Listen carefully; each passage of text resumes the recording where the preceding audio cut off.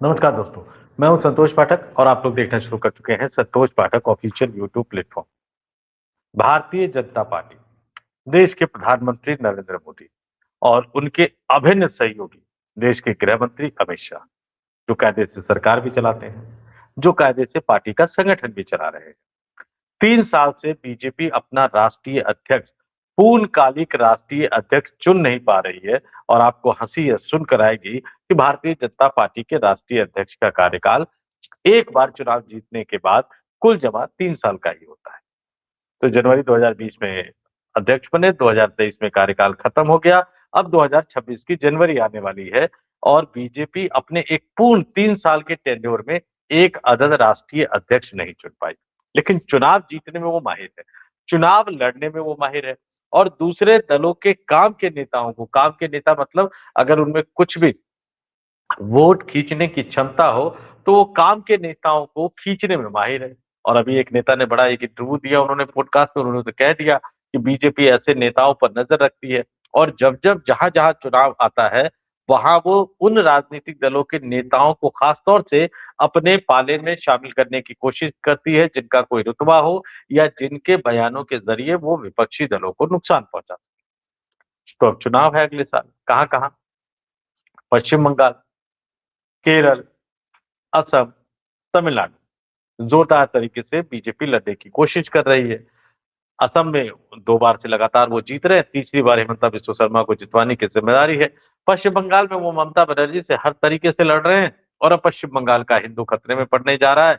जिस व्यक्ति को उन्होंने कभी टिकट देकर चुनाव लड़वाया था, अब वो व्यक्ति जो है वो बाबरी मस्जिद बना रहा है और राष्ट्रीय स्वयंसेवक संघ और बीजेपी उसका फायदा उठाते हुए नजर आ रहे हैं, यानी उस अभियान का पूरा लाभ उठाने की कोशिश करते हुए नजर आ रहे हैं। ये तमाम चीजें आप देख ही रहे हैं। लेकिन इस समय जो मैं खबर आपके सामने लेकर आया हूं, वो खबर शशि थरूर से जुड़ी है, कांग्रेस पार्टी के लोकसभा सांसद शशि थरूर से जुड़ी है, पूर्व केंद्रीय मंत्री शशि थरूर से जुड़ी है, जो कि केरल से लोकसभा के सांसद है। जी हाँ, आपने बिल्कुल सही सुना सुना। वही केरल जहां अगले साल विधानसभा का चुनाव होना है। तो ये इनके इन प्रकिरण शशि थरूर को कांग्रेस पार्टी से एक तरह से अलग थलग करने की कोशिश की जा रही है। थोड़ी बहुत गलती शशि थरूर की भी है, थोड़ी बहुत गलती कांग्रेस आला कमान की भी है। जब कोई आपको कहे कि कौवा कान लेकर उड़ गया, तो आप कौवे के पीछे भागने लगते हैं, ये नहीं देखते कि आपके कान सही सलामत है या नहीं। शशि थरूर को कोई काम नहीं दिया जा रहा, शशि थरूर को कोई जिम्मेदारी नहीं दी जा रही। शशि थरूर जब से कांग्रेस के अध्यक्ष पद का चुनाव लड़े मल्लिकार्जुन खड़गे के खिलाफ, हालांकि उनका ये दावा है कि वो कांग्रेस पार्टी के आलाकमान यानी सोनिया गांधी का आशीर्वाद लेकर चुनावी मैदान में उतरे थे, लेकिन तब से ही कांग्रेस पार्टी में उन्हें कोई जिम्मेदारी नहीं दी जा रही। और बीजेपी इस तरह के मौकों को कैश करने में माहिर पार्टी मानी जाती है। वो इस तरह के मौकों को इनकैश करने में माहिर पार्टी मानी जाती है। तो चाहे ऑपरेशन सिंदूर के बाद विदेश जाने वाले संसदीय प्रतिनिधि मंडल भेजने का मामला हो, कांग्रेस पार्टी से नाम नहीं आया, लेकिन उसके बावजूद न केवल शशि थरूर को बीजेपी ने उस प्रतिनिधि मंडल में शामिल किया, बल्कि एक महत्वपूर्ण प्रतिनिधि मंडल का मुखिया बना दिया। रूस के राष्ट्रपति अभी आए और रूस के राष्ट्रपति के डिनर कार्यक्रम में जो है, वो उन्होंने विपक्ष के नेताओं को, लोकसभा में विपक्ष के नेता राहुल गांधी और राज्यसभा में विपक्ष के नेता मल्लिकार्जुन खड़गे को तो न्योता नहीं भेजा, लेकिन विदेश विभाग की समिति के मुखिया होने के नाते शशि थरूर को न्योता भेज दिया। शशि थरूर ने स्वीकार भी कर लिया और तब से ही ये कयास लगाए जा रहे थे कि क्या शशि थरूर जो है वो बीजेपी में शामिल हो सकते हैं। पूछा ये भी जा रहा था कि कांग्रेस पार्टी निकाल क्यों नहीं रही है, बार बार जब वो अनुशासनहीनता कर रहे हैं, तो फिर ये कहा गया कि कांग्रेस पार्टी उनको शहीद होने का मौका नहीं देना चाहती। लेकिन ये सवाल उठ रहा था कि बीजेपी वो शामिल होंगे। कई लोग तो ये भी कहते हुए नजर आ रहे थे कि एस जयशंकर की जगह पर नरेंद्र मोदी उन्हें अपना अगला विदेश मंत्री बना सकते हैं। हालांकि एक बड़ी बात बता दूं, शशि थरूर जयशंकर कभी नहीं बन सकते, क्योंकि शशि थरूर यसमैन नहीं, जो बॉस कहेंगे उसको मान लेने वाले यसमैन नहीं।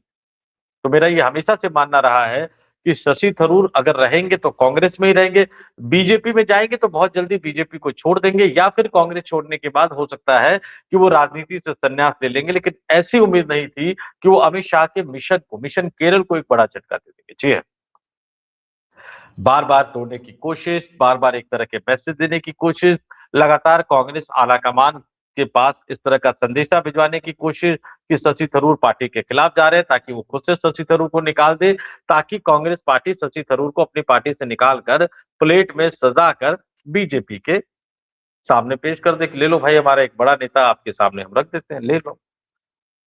ऐसा कांग्रेस पार्टी ने किया नहीं, और शशि थरूर ने भी एक तरह से राजनाथ सिंह के मंच पर जाने से इंकार करके, कैमरे के सामने एक अवार्ड लेने से इंकार करके नरेंद्र मोदी और अमित शाह के मिशन केरल को एक बड़ा झटका दे दिया है। और बीजेपी सोच भी कैसे सकती थी, अवार्ड दिया जा रहा है, अवार्ड कैसे शशि थरूर को दिया जा रहा है, किसके नाम पर दिया जा रहा है, Veer Savarkar international impact award 2025, यानी वीर सावरकर के नाम पे दिया जा रहा है।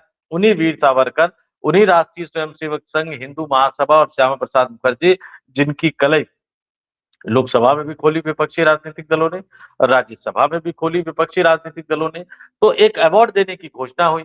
अवार्ड देने के लिए कौन आने वाले थे, राजनाथ सिंह रक्षा मंत्री, और जम्मू कश्मीर के जो राज्यपाल है मनोज सिन्हा।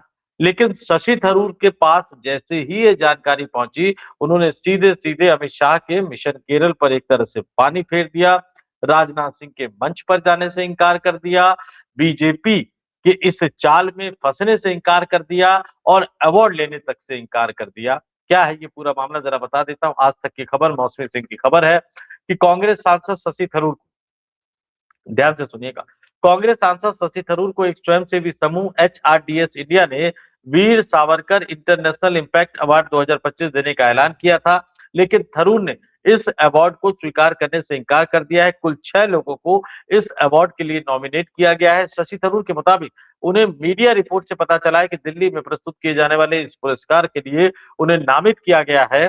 कांग्रेस नेता ने यह कहा कि उन्हें इस ऐलान के बारे में कल पता चला, जब वो केरल में स्थानीय निकाय के चुनावों के लिए थे, जब वो स्थानीय निकायों के चुनाव के लिए केरल में थे, तब उन्हें इस अवार्ड की जानकारी मिली।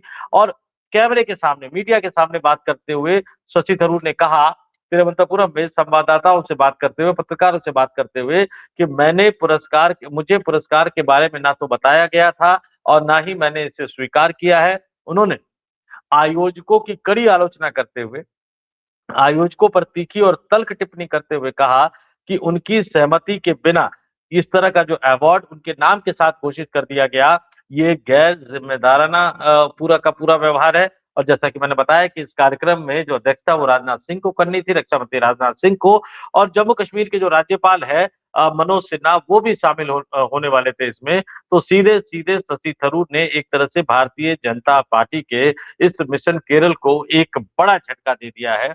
अपने आप में सीधे सीधे कह दिया है कि भले ही पार्टी के साथ जो भी मतभेद हो, पार्टी के अंदर जो भी चीजें हो, मैं उसको निश्चित तौर पर उठाऊंगा। आप देश के काम के लिए, संवैधानिक काम के लिए, देश के हितों से जुड़े मुद्दे के लिए, चाहे ऑपरेशन सिंदूर के बाद एक सांसदों के प्रतिनिधिमंडल का नेतृत्व करने का मसला हो, या फिर रूस के राष्ट्रपति यानी मेहमान के सम्मान में आयोजित डिनर पार्टी का मसला हो, तो यहाँ पर तो चलिए मैं आ सकता हूँ, पार्टी लाइन से थोड़ा सा अलग हटकर भी आ सकता हूँ। लेकिन मुझे इस तरह से राजनीति का खिलौना बनाया जाएगा, ये मुझे कतई स्वीकार नहीं है। इस तरह से एक अवार्ड की घोषणा कर दी जाएगी, वो भी वीर सावरकर के नाम पर, वो भी जिस कार्यक्रम का उद्घाटन रक्षा मंत्री राजनाथ सिंह कर रहे हैं, वो भी जिस कार्यक्रम में जम्मू कश्मीर के उपराज्यपाल मनोज सिन्हा शामिल हो रहे हैं, ये मुझे कतई बर्दाश्त नहीं है। तो अब शशि थरूर के इस फैसले के बाद कांग्रेस आला कमान में भी, कांग्रेस के खेमे में भी कई तरह की किंतु परंतु उठने लगे। एक बात हमेशा ध्यान रखिए, शशि थरूर की चिंताएं हैं, शशि थरूर की दुविधाएं हैं, और अगर कांग्रेस पार्टी आगे बढ़कर उन चिंताओं को दूर करती है, उन दुविधाओं को दूर करती है, तो शायद हालात कांग्रेस के लिए केरल में बेहतर रहेंगे। वैसे भी केरल में इतिहास रहा है कि एक बार कांग्रेस के फ्रंट आती है, एक बार लेफ्ट की फ्रंट आती है। पिछली बार ये इतिहास टूट गया, लगातार 2 बार से केरल में लेफ्ट फ्रंट की सरकार बन रही है। तो राहुल गांधी के लिए केरल विधानसभा चुनाव में जीत हासिल करना अपने आप में एक बड़ी चुनौती है, और ये चुनौती वो तभी इस पर जीत हासिल कर पाएंगे जब वो अपने परिवार, अपने कुनबे को मजबूत रखें। तो देखते हैं शशि थरूर वाले एपिसोड में आगे चलकर क्या होता है। क्या शशि थरूर अपना इस तरह का व्यवहार आगे जारी रखते हैं, या भारतीय जनता पार्टी जो अपना मिशन केरल चला रही है, उसे किसी और तरीके से चलाएगी, उसमें देशभक्ति का जो चाशनी है वो लपेट के, उसमें संवैधानिक दायित्वों की चाशनी लपेट के, जैसा कि उन्होंने ऑपरेशन सिंदूर के बाद संसदीय प्रतिनिधिमंडल के साथ किया था, जैसा कि उन्होंने रूसी राष्ट्रपति के डिनर समारोह में किया था। इंतजार करते हैं अब नरेंद्र मोदी और अमित शाह की जोड़ी किस तरह बढ़ती है। तो इस वीडियो में इतना ही। मुझे यानी संतोष पाठक को दीजिए इजाजत। जाते जाते अपने तमाम दर्शकों से आग्रह करूंगा, वीडियो पसंद आया हो तो लाइक कर दीजिएगा, शेयर कर दीजिएगा, 2-4 लोगों तो इसको फॉरवर्ड भी कर दीजिएगा। और एक बात और कहूँगा, जितने भी लोग हमारे वीडियो देखते हैं उसमें सब्सक्राइबर्स की संख्या तो ठीक-ठाक होती है, लेकिन ऐसे लोग भी 60 से 70% होते हैं जो वीडियो देखते हैं, लाइक भी करते हैं, कमेंट भी करते हैं, शेयर भी करते होंगे, लेकिन उन्होंने हमारे चैनल को सब्सक्राइब नहीं कर रखा है। ऐसे तमाम लोगों से अपील करूँगा कि अगर आप वीडियो देखने के साथ पसंद आए और तुरंत सब्सक्राइब कर लें, तो हमारे परिवार का आंकड़ा जो है वो अगले कुछ ही दिनों में 1.5 लाख क्रॉस कर जाएगा, 2 लाख तक पहुंच जाएगा। तो इंतजार किस बात का, आगे बढ़िए। संतोष पाठक ऑफिशियल यूट्यूब प्लेटफॉर्म को सब्सक्राइब कीजिए और हमारे वीडियो लगातार देखते रहिए। बहुत बहुत धन्यवाद, आभार, नमस्कार।